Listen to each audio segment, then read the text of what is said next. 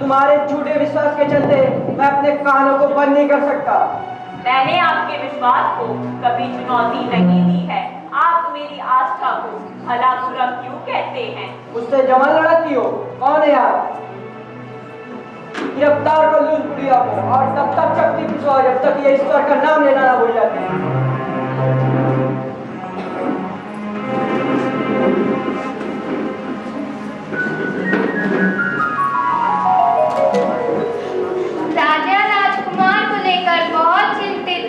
अपने कक्ष में मंत्री से विचार विमर्श करते हैं।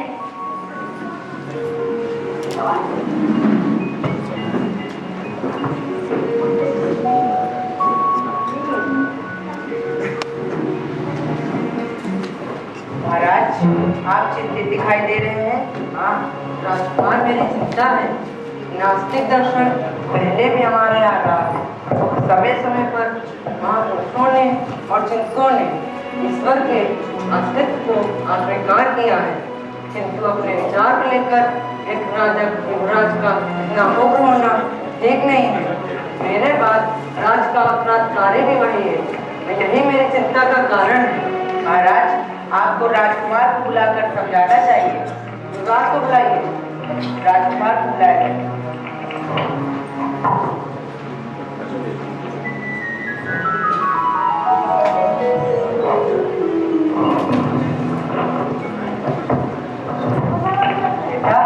दयालु बनो, किसी भी एक विचार से इतना मत जुड़ो कि दूसरे विचारों के लिए जगह न रहे।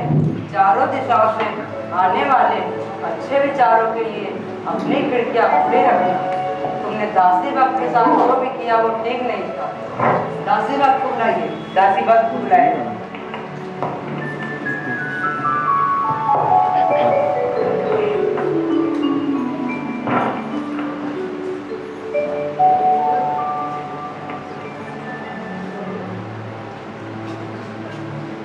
मैं अपने बेटे की भूल के लिए तुमसे माफी मांगता हूँ तथा तुम्हें कैद से मुक्त करता हूँ।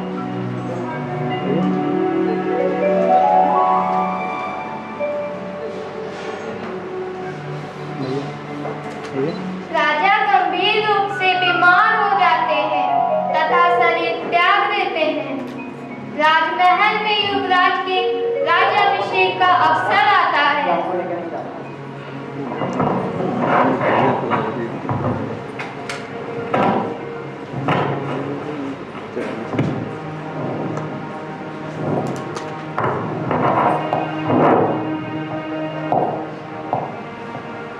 युवराज, युवराज, अब आपको प्रजा के कल्याण के लिए शपथ ले लेनी चाहिए। मैं शपथ लेने के लिए तैयार हूँ। मेरे साथ शपथ दोहराइए। मैं ईश्वर को साक्षी मानकर शपथ लेता हूँ। शपथ दोहराइए युवराज। मैं ईश्वर को साक्षी मानकर शपथ नहीं ले सकता। युवराज, पर यही परंपरा है। आपको ईश्वर को साक्षी मानकर शपथ ले लेनी चाहिए। क्यों? जिसे मैंने देखा नहीं, जो मेरे सामने नहीं, उसे कैसे साक्षी मान सकता हूँ? पर आज तक तो हम जो आज तक हुआ वो अब नहीं होगा। जिस किसी ने उसे देखा हो बताएं मुझे, वो कौन है, वे कहाँ है, इसमें क्या कर रहा है? यदि मेरे प्रश्न का उत्तर नहीं है, मैं ईश्वर को साक्षी मानकर शपथ नहीं ले सकता। एक शासक को जनमानस की भावनाओं का सम्मान करना चाहिए युवराज। चाहे उनके विश्वास का आधार निर्मूली क्यों न हो। हजारों वर्षों से चले आ रहे विश्वास का युवराज कोई तो आधार होगा। ईश्वर मनुष्य की कल्पना में है। मनुष्य का सबसे बड़ा आविष्कार ईश्वर, भयभीत मनुष्य की रचना है ईश्वर। राजन, मनुष्य की कल्पना कहीं न कहीं सत्य का लकर डाले रहती है। मैं जानता हूँ कि लोग मेरी निंदा करेंगे और मुझे धर्म विरोधी कहेंगे। धर्म विरोधी नहीं, ईश्वर विरोधी। क्या अंतर है इन दोनों में? धर्म की व्याख्या और ईश्वर की व्याख्या अलग अलग है राजन। धर्म सत्य का मार्ग है, ईश्वर परम सत्य है, मार्ग का लक्ष्य है। क्या है ईश्वर की व्याख्या? राजन, यदि घड़ा है तो कुम्हार भी होना चाहिए। यदि संसार है, हम हैं, तो इसका रचनाकार भी होना चाहिए। यदि हम घड़े की तरह रचना है तो हमारा कुम्हार ईश्वर है। गुरुदेव, इतना तो मैं भी जानता हूँ कि परिणाम है तो कारण भी है, घड़ा है कुम्हार भी, पर ईश्वर का प्रमाण क्या है? अगले 15 दिनों में कोई बुद्धिमान मुझसे ईश्वर का अस्तित्व साबित करके दिखा दे, नहीं तो मैं सारे मंदिरों से मूर्तियां हटवा दूंगा।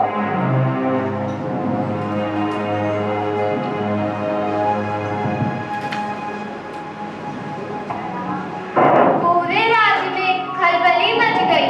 ईश्वर कहाँ है, वहाँ कहाँ देख रहे, वहाँ किसे देख रहे, इस समय क्या कर रहे हैं, इसके अलग अलग उत्तर ले विद्वान विदुषियां राजकुमार के पास आने लगे। तर्कों का दौर चल पड़ा था।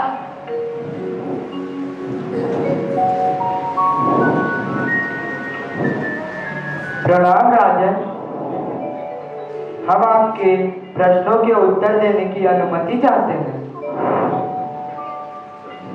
राजन, जैसे घड़े के रचयिता कुमार को घड़ा बनाने की कला का ज्ञान होता है, उसी प्रकार संसार के रचयिता को संसार की रचना का ज्ञान होता है। जैसे सृष्टि में तारे, ग्रह, उपग्रह अपनी निश्चित दिशा में घूम रहे हैं, पृथ्वी अपनी दूरी पर घूम रही है, सूर्य उगना नहीं भूलता, समुद्र सूखता नहीं है। क्या सृष्टि की अनोखी व्यवस्था और सुंदरता इसका प्रमाण नहीं है कि इन सब के पीछे कोई चेतन तत्व है, कोई निमित्त कारण है? प्रत्येक वस्तु की रचना के पीछे दो कारण होते हैं, निमित्त कारण, उपादान कारण। निमित्त कारण वस्तु बनाता है, उपादान कारण वह है जिससे वस्तु बनती है। जैसे कुमार निमित्त कारण है, मिट्टी उपादान कारण है। किंतु क्या कुमार और घड़े के एक होने की कल्पना की जा सकती है? नहीं की जा सकती है। परंतु राजन, सृष्टि का निमित्त और उपादान कारण एक ही है, जिसे वेदांत में ईश्वर कहते हैं। निमित्त और उपादान कारण एक कैसे हो सकते हैं? राजन, जैसे सपने को ही ले लीजिए। सपने देखने वाला ही सपने बुनता है, वही उसका निमित्त कारण है उसका निर्माता है, वही उसका पोषक है, वही उसका विनाशक भी है। उसे ईश्वर कहते हैं। उसे खोजने के लिए कहीं जाने की आवश्यकता नहीं पड़ती है। कल्पना अच्छी है, पर प्रमाण क्या है? मैं ईश्वर का प्रमाण चाहता हूँ। राजन, जो सूरज के सामने आंखें बंद कर ले, उसे प्रकाश का प्रमाण कौन दे सकता है? तर्क अच्छा है, पर मैं प्रभावित नहीं हूँ। 2 दिन और इच्छा करने के लिए मैं अपने शब्दों से बनाऊँ, कोई प्रमाण हो तो लाए।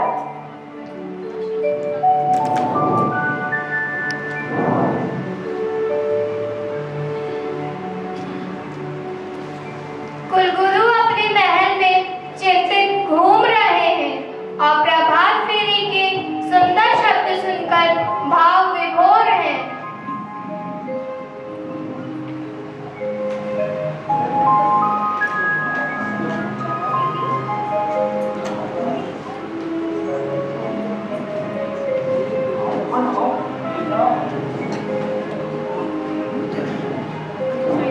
बड़े वो बांध रहे हैं।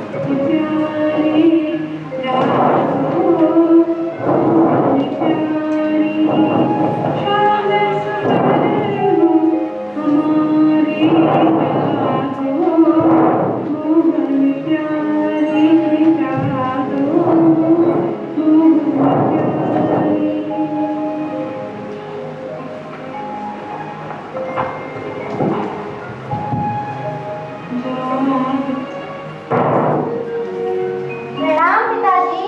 क्या बात है पिताजी, आप किस बात की चिंता में हैं? कल से यह प्रभात फेरी भी बंद हो जाएगी। क्यों? क्योंकि नया राजा बावला है। वह कहता है ईश्वर कहाँ है, प्रमाण दो। वह किसे देख रहा है, कहाँ देख रहा है? वह नास्तिक है बेटी। जो कल तक यदि किसी ने उत्तर नहीं दिया तो वह सारे मंदिरों से मूर्तियां हटवा देगा। बस इतनी सी बात और इतनी चिंता? बड़े बड़े विद्वानों ने समझाना चाहा, लेकिन पिताजी कल आप मुझे राजा के पास ले चलिए, मैं उनके प्रश्नों का उत्तर दूंगी।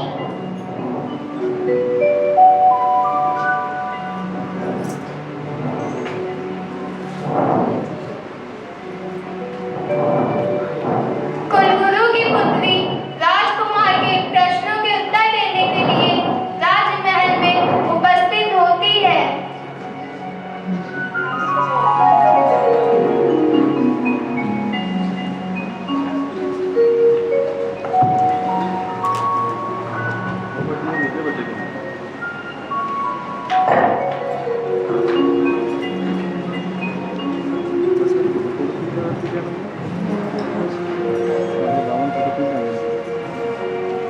प्रणाम राजन।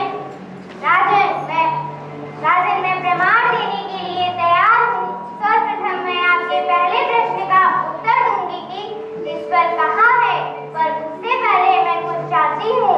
क्या चाहती हो? थोड़ा दूध।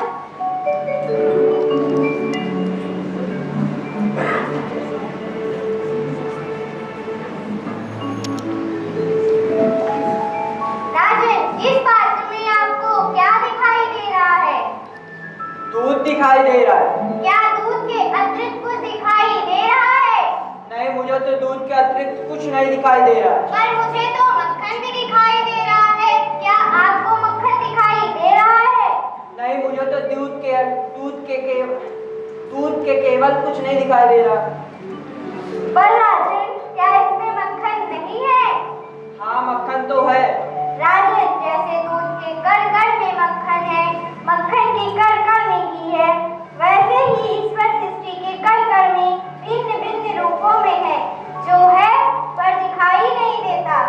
जैसे दूध से मक्खन पाने के लिए उसे मथना जरूरी है, उसी प्रकार वेदांत का चिंतन, मनन और उसके निधार पर निरंतर ध्यान करके ही ईश्वर का अनुभव किया जा सकता है। राजन, क्या आपके पहले प्रश्न का उत्तर आपको मिल गया? हाँ, मिल गया। लेकिन ये बताओ, किस ओर देख रहे हैं, किसे देख रहे हैं?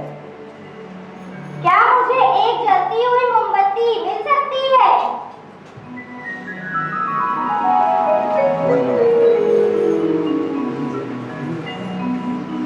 राजन, ये रहा आपके दूसरे प्रश्न का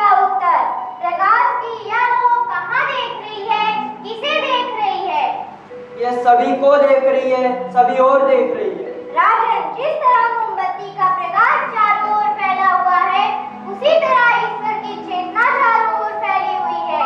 उसी चेतना के कारण हम चलते हैं, बोलते हैं और सुनते हैं। जैसे यह प्रकाश सभी ओर देख रहा है, वैसे ईश्वर सभी ओर देख रहा है। राजन, क्या आपके दूसरे प्रश्न का उत्तर आपको मिल गया? अब आपका तीसरा प्रश्न क्या है? ईश्वर इस समय क्या कर रहा है?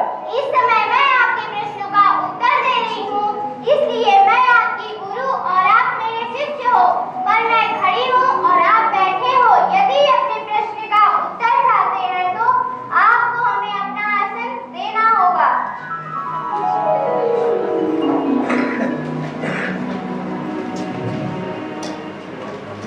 राजन, ये रहा आपके तीसरे प्रश्न का उत्तर। कुछ देर पहले आप सारे मंदिरों से मूर्तियां हटवाने का विचार कर रहे थे। इस समय आप फिर से ईश्वर के विषय में विचार करने लगे हैं। आप मेरे स्थान पर खड़े हैं और मैं आपके सिंहासन पर बैठी हूँ। ईश्वर एक राजा को साधारण नागरिक और एक साधारण नागरिक को राज सिंहासन दे सकता है। ईश्वर इस समय क्या करवा रहा है? ऐसे शब्दों और ध्यान से पढ़ें। ईश्वर के लिए कोई भी कार्य असंभव नहीं है, असंभव नहीं है, असंभव नहीं है। मैं समझ गया, ईश्वर सर्वज्ञ सर्वशक्तिमान है। पर कुलगुरु, मैं आपसे क्षमा मांगता हूँ। मैं शपथ लेने के लिए तैयार हूँ।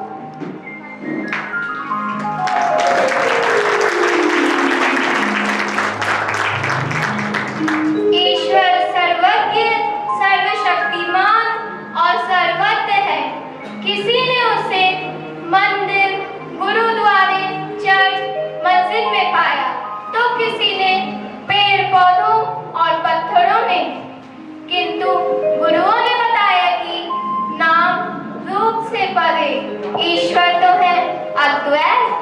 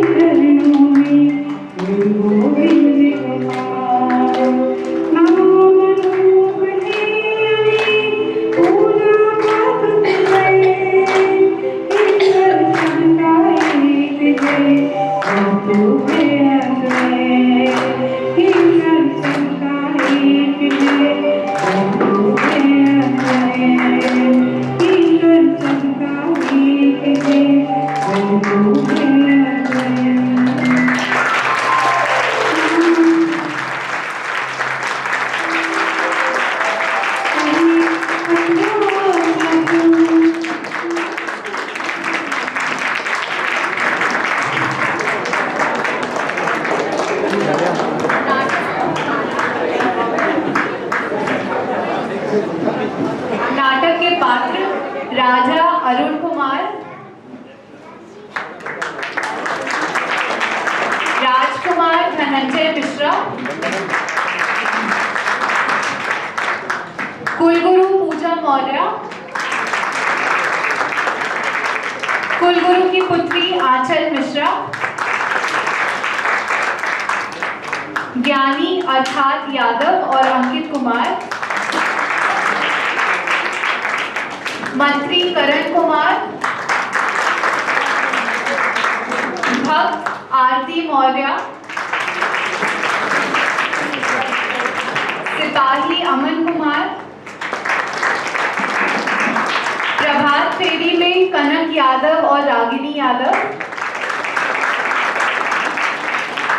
सूत्रधार आरोही कश्यप।